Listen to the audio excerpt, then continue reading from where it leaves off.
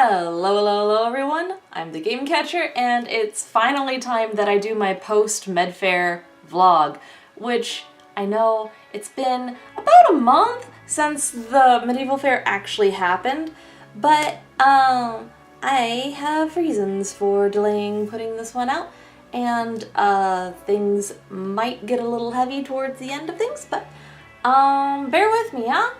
Okay, good. So, the last couple years of Medieval Faire have been rough, to say the least.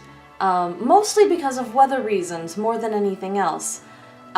We got heavily rained on 2 years prior, and last year we got so cold that the fair was actually frozen out for a good half a Saturday. I think it was Saturday. Pretty sure it was Saturday. But like that freeze over and just the poor weather conditions overall, Medieval Faire wasn't looking so good. It wasn't looking so hot. We were pretty much in the red, and there was a serious question as to whether Medieval Faire would be even continuing past this year if we didn't do well enough. And it's not a for-profit venture. This is a community event thing. Working on the staff for the Medieval Faire counts as volunteer hours, technically speaking. It's more playtime, really, for me, almost, but just because I get to hang out with so many of my friends and have such a good time, but we actually were really blessed with good frickin' weather. Like, we actually managed to hit 60s and 70s this year, which is like fantastic. And there was only one serious thunder shower, and like always, like before, we didn't go off home during the thunder shower. We were thinking that we might be let go if it got to be like too serious, but it never got that bad. And we all just ended up huddling under the awning and singing songs together, cause oh, that was another big thing this year. Like, in the previous years, like we've been known that there have been children happening in and around the vicinity, but this year we were suddenly inundated. Just several different members of the Medieval Faire went ahead and brought their toddlers. And so we had like 5 small children running around at any given period of time. And it was fantastic. And also chaotic. Because we would be in rehearsals doing our regular shticks and everything. We would be doing our breathing exercises and getting in a circle, and you'd have toddlers running in between people and like getting out into the middle of the circle and just standing there going, huh. It was so cute. And like, you know how it is when you're first introduced to a toddler in a group setting, and it's just like, ah, yes, hello, small child who avoids my gaze. This is fine. We're just going to keep an eye on you from a distance. And then at some point you're not even sure when or how or where it happened, the toddlers approve of you. And the toddlers begin to say, ah, yes, this is an approved adult figure. I can go hang out with this adult and be like, hello, I can bug you? I can bug you. Yes, fantastic. I think mostly for me it was the necklace. Like, as you may have noticed, this thing never comes off. It never comes off. And so I would just be doing my thing, and the little toddlers would come up and be like, necklace? And I'm like, yes, it is a necklace. Necklace. What is a little toddler grabby hands, and it's like, you want to see? Okay, I'm going to bend over so that you can fondle my necklace. And it's like, okay, toddlers like shiny things. Oh, there was this one moment, I have had this particular necklace since I was, oh gosh, I was in middle school when I first got this necklace. And there were some reasons why, like, because at first this was a necklace that I could take on and off, but currently, and you saw that I was adjusting it because I noticed the knot was, but this particular knot right here, I don't think it's particularly too terribly visible, but you can't undo this thing. If you want this necklace off, you have to cut it off, like actually cut it off. And one of the reasons why it got to be that way, what class was it? No, it wasn't gym, but I was in a class and I had a friend named Brittany, and I had taken off the necklace for some reason to like show to her, and I got called away. I needed to go to the principal or something to like, I forget what it was that called me away, but I had to leave the classroom, and Brittany still had my necklace, and I was like, fine, hold on to that, I'll be back for it in a moment.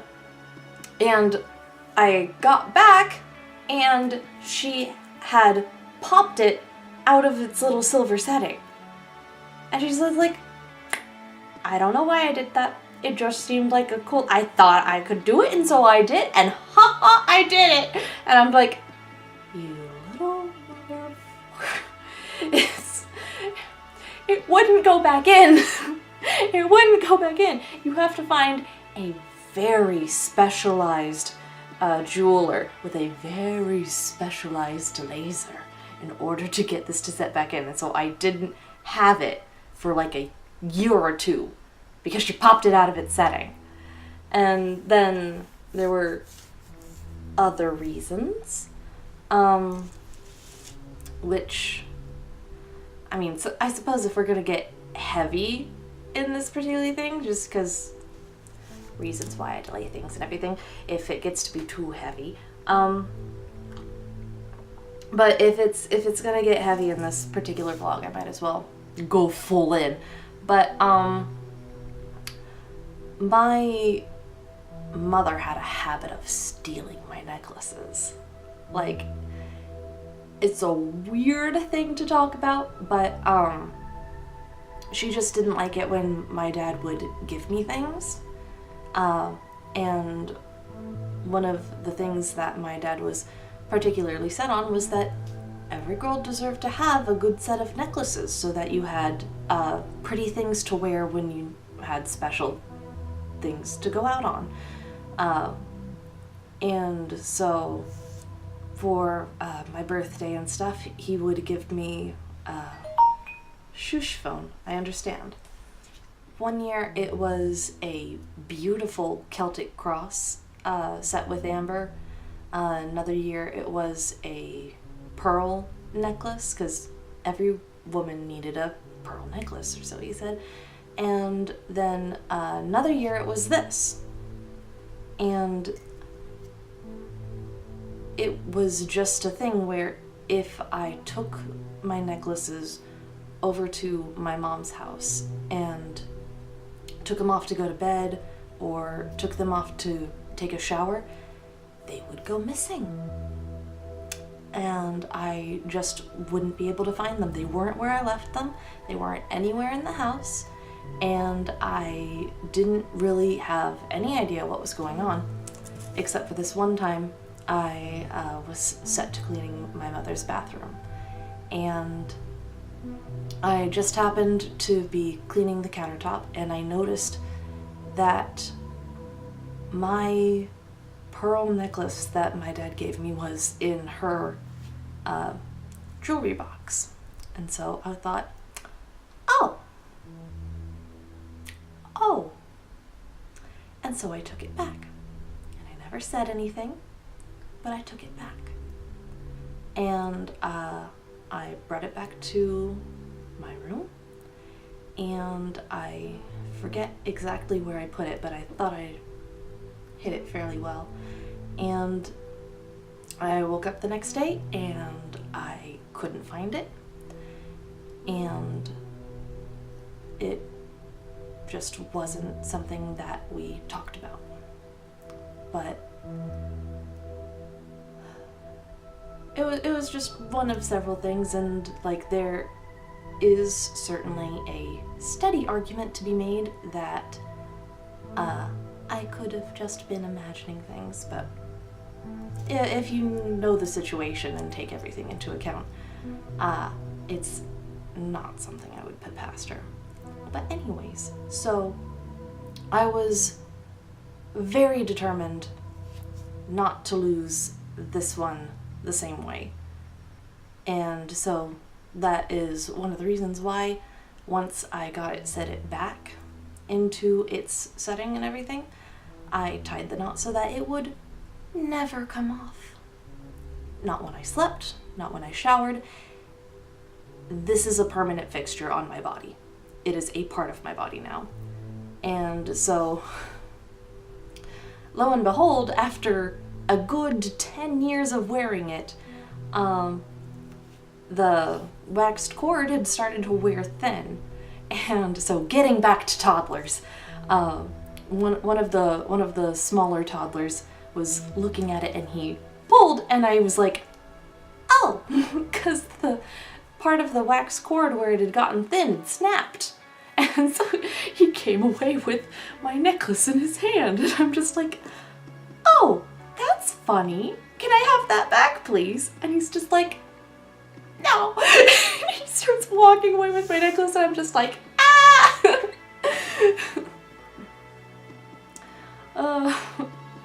So, wasn't long after that where we got this fixed again. Just needed new waxed cord, it's not a problem. It gets back to being smooth after a few showers. One of my goals for this year that I didn't quite meet because I can be a dumbass sometimes, and when anxiety brain decides to take over, it is sort of paralyzing. But anxiety brain took over for a good portion of the sewing season, and made it to the point where I was unable to finish my new dress in time for the Medieval Faire. Oh, and it's gonna be freaking gorgeous. I can't wait to show everyone, because the fabric is just this lovely brown interwoven with yellows and reds and greens and blues and golds, and it sounds like it shouldn't work together, but it does, and it is. And our director gave me the fabric. She is a wonderful human being. It's going to be fantastic when it is finished. I accidentally, when I was in the process of cutting out the different panels for the front part of the dress, I realized that my original plan of just cutting a full front and a full back wasn't gonna work because it's a long dress and it also like goes whoo out to the sides. And so I had to cut it in half down the front. And this is not a cloth where you have the same color on both sides. There's a definite, this is the side that shows and this is the side that's on your body. And so I had two parts that go this way and no parts that go this way. And I'm just like, And so I managed to fix it. I managed to figure out a way to cut one for here and one for here. And so now on my back I have one that goes that way and one that goes this way. But they're unmatched. And so it would make good material for a party color. And so I might do that for like a third dress, because that would be kind of cool. But yeah, I fricked up. I fricked up real bad. But at the sewing bee, when I finally did decide to actually attend and work on the thing, anxiety be damned, that was when one set of the toddlers decided that they liked me a lot. And one of the little boys in particular, I think he's like 3 right now, he wanted to help me sew. He wanted to help me pin things. He wanted to help me flatten out the cloth and everything. And bless his little heart, he tries so hard. He tries very hard. And he's actually a good little helper when it comes to sewing, when he doesn't put his hands in the wrong places and keeps his head down so that I can see over his head and that I don't have to sew. It's Imagine trying to sew something when you have a 3-year-old and a 2-year-old both trying to climb onto your lap at the same time. It's a little difficult. Bless their mom. Their mom is a sweet woman. I don't know how she manages them all the time, because they're just like a little wild, but good sweet boys. And like they attended with us for some parts of the actual Medieval Faire days. And I was Herald again. I like heralding. Heralding is a good job for me. And I was in the middle of trying to introduce this one kid, to their Royal Highnesses to be knighted, and the 3-year-old came back after an absence, and he just sort of launched himself into me and like hugged me around my waist, and I was just like, "Hello, hi, good to see you. I'm working now." And I'm trying to, and I want to hug him back and give him the proper greeting he deserved, but also had a patron in front of me, and I had 2 codes in my head that were conflicting, and so I'm trying to introduce him, and I'm getting bowled over by Toddler. It's just, I almost fell over again. Oh my goodness, I fell on stage. I fell in the middle of Talents of Avalon. Oh, that was real bad. Because one of the things that we do that is very important for what we do, there's a costume contest that happens around 3-ish every day, and Talents of Avalon is a production that we put on. We have various acts that Dance Mistress can just go, "Hey, you, get in there, do the thing." And we fill in the time while the judges are picking out the winners for the costume contest.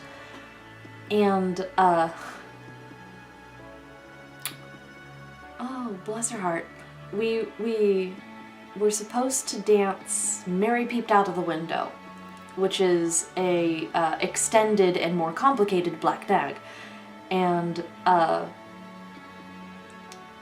I had one of our newer cast members, she had finished her dress the day before Medieval Faire, so I never got the chance to have a rehearsal where I danced with her in that particular dress, and that particular dress has a long train because she is a princess.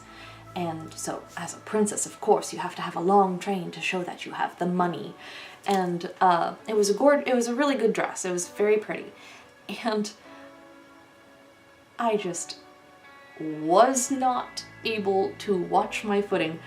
At first I thought I tripped on my own dress, but I was very confused because I have worn this dress for about 3 or 4 years now, and I have never once tripped in this dress. What in the world happened? But we were in the middle of a spin, and I tripped on her dress, and I fell in front of the audience. And I was very upset. I was trying not to show it, but apparently I was. Because everyone kept coming over to me afterwards being like, "Are you okay? Is everything alright?" And I'm just like, "I'm fine. I'm fine. It's just my bruised pride." But yeah, thankfully her dress wasn't damaged after that fall. Can't believe I did that. Ooh. One of the bad things. There's this particular group of boys who run around and think it's funny to attack shiny hats. Like, they buy toy weapons every year. and they go around and they try to find shiny hats and assassinate them. And so this is the reason why we have guardsmen. Guardsmen who in their professional daily lives are actual policemen and lifeguards and firefighters and stuff like that, security guards, who in their free time do medieval things. And I remember telling you guys the first vlog I did of this, where this one boy had launched himself out of the ether in a flying dive attack with a wooden sword to assassinate our Prince Edward, and a guardsman interposed his like, he has a spear, but he interposed the butt of his spear and like pinned him down on the ground and confiscated the weapon, and it was super cool. I love our yeomen. Our yeomen are so good. But apparently they decided not to try that at Compound this year. Instead, a group of like 4 or 5 of them cornered our Earl Marshal. And bless her heart, she is a lovely woman. She made me this gorgeous belt for my costume. And she's very good with her hands, but they basically cornered her and all attacked her at once. And one of them had already broken their axe, but she has a walking cane that she uses, and she used it to defend herself, of course. And the head of the axe came off in the middle of her trying to defend herself against these like 4 or 5 boys. And she stopped and apologized for breaking their toy weapon while they were attacking her. And I'm hearing this later, and I'm just like, you saint? Because it makes me so angry, because apparently their parents were watching. And they didn't do anything to stop them. Apparently this is something that their parents encourage, and it makes me so angry. It just pisses me off so much. How could you let your child run wild like that and hurt people? Like, yeah, we're actors, but we're people first, and you could seriously hurt someone. It's just it's just one of those things. Just don't let your children run wild and attack actors. I know we're a petting zoo, but just don't let your children attack us. It's simple as that. Oh gosh, I'm getting worked up, because I honestly don't know what I would do if I was around in that particular kind of situation. Because if the yeomen are around, we're supposed to call for the yeomen so that they can come in and defuse the situation. But I got enough of my dad in me that I can use the lawyer voice, and the urge to yell is strong. Apparently I get scary when I'm angry. This has been confirmed by friends. Calming myself down. Anyways, let's have some coffee. Coffee calms me down. Coffee's great. But yeah, going back to earlier, we were worried that Medieval Faire would no longer be a thing. But like, we even had to raise parking tickets, raise the cost of that by like $5 at least, maybe 10, I think, just to help cover our bases and get us out of the red. But I think by this point, our directors run all the calculations and we're in the clear, which is good, which is very good, because, like, honestly, the Medieval Faire is one of the biggest sources of tourist income to our city, town, whatever. Small city, large town. But it's a huge revenue source. So we're only by the grace of the government go we. It would be so stupid of them to cancel us. Even if, because it's not our fault when the weather's bad, you know? But this year, we're okay. We're good this year. Everyone was just really concerned. And, like, every year after we do the Med Fair, we have this cast party. And we go to one of the local restaurants, and it's a thing for the restaurant now, where they anticipate the Medieval Fair coming, and it's a big thing for the servers who work our tables, because we get an entire room, big room, sectioned off just for us. And we're known for tipping well, because we all appreciate servers. Bless servers. They work so hard. But it was just really emotional at that time, because at that time we still didn't know. We didn't know. And people were just sharing emotions one at a time about what Medieval Faire meant to them, and what everyone in the cast meant to them. And it was just a very touching sort of kumbaya moment. Like, I don't regret not standing up myself, because everything really does mean a lot to me too, but I wouldn't have wanted to bring down the mood or anything, but probably I need to add a little bit of context, because like the first year I ever did Medieval Faire, it happened to fall on my birthday, and it was just a really sweet thing. And this year it happened to fall on my birthday as well, which was probably a really good thing, because generally speaking, aging and birthdays are just not a good thing, not my particular favorite thing in the world. And this year in particular has been pretty rough for me, just because fucking I'm 25 now, and it's not a, oh, I'm getting old thing. It's a, I was never supposed to really make it this far.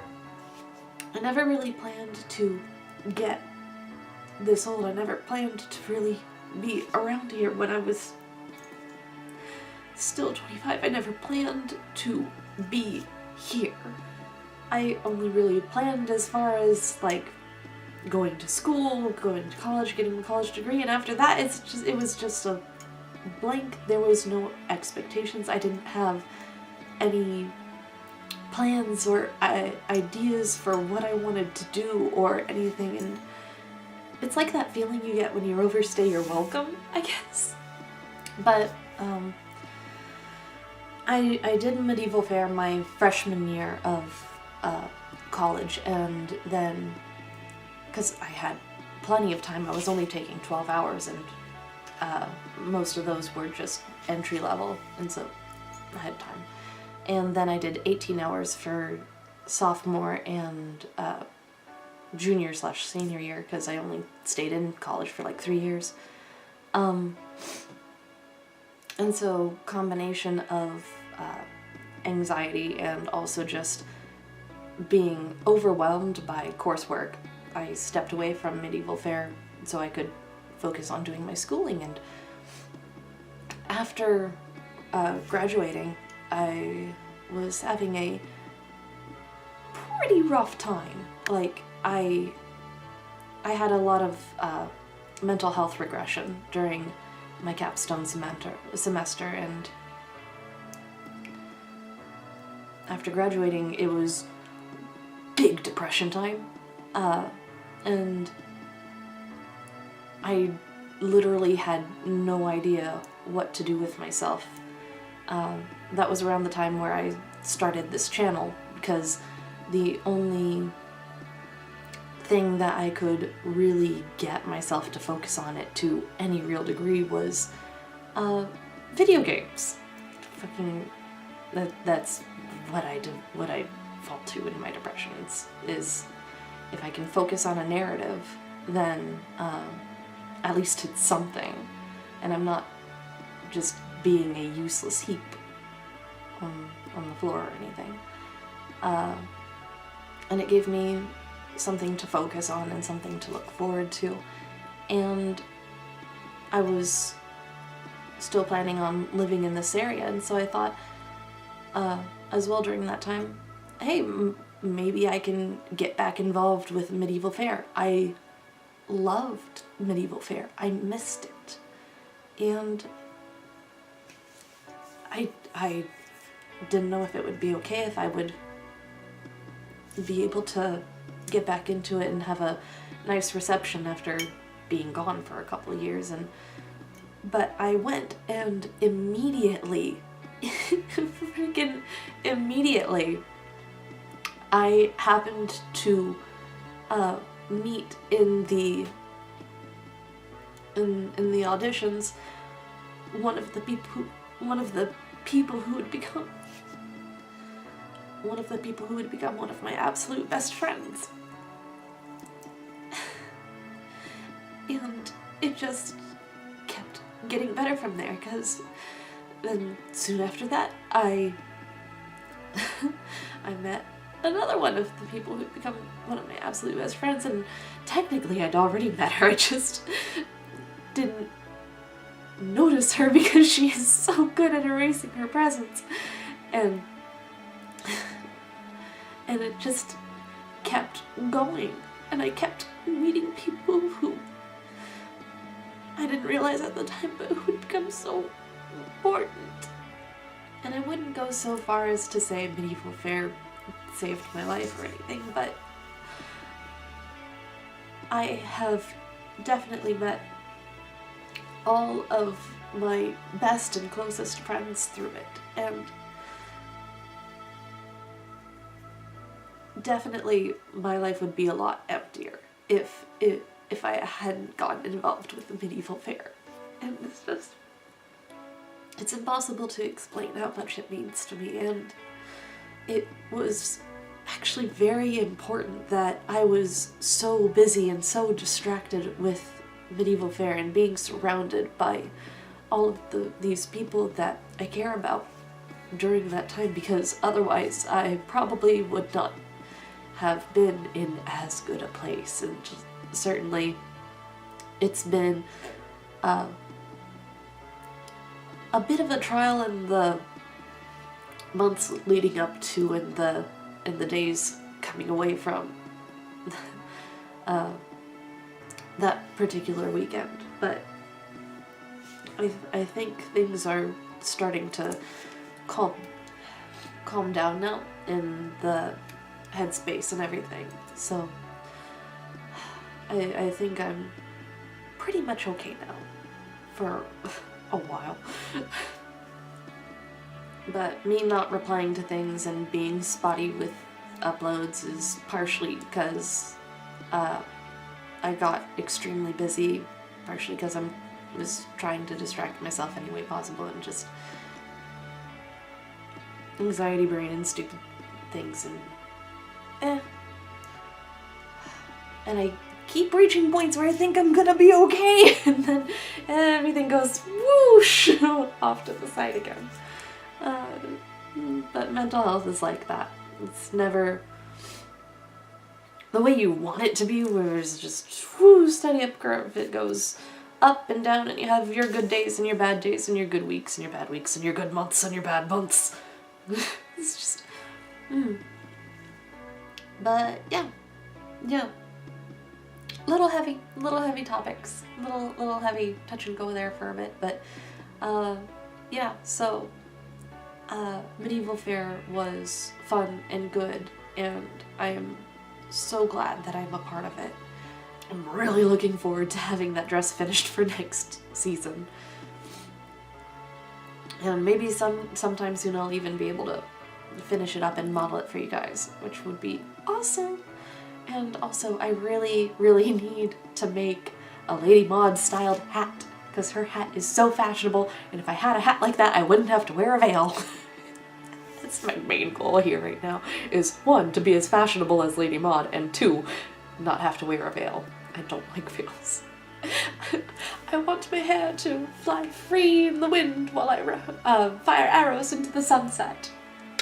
That whole line. But yeah, so anyways, thanks for listening to me ramble for a good long time. And I will be seeing you guys in another video, so bye bye.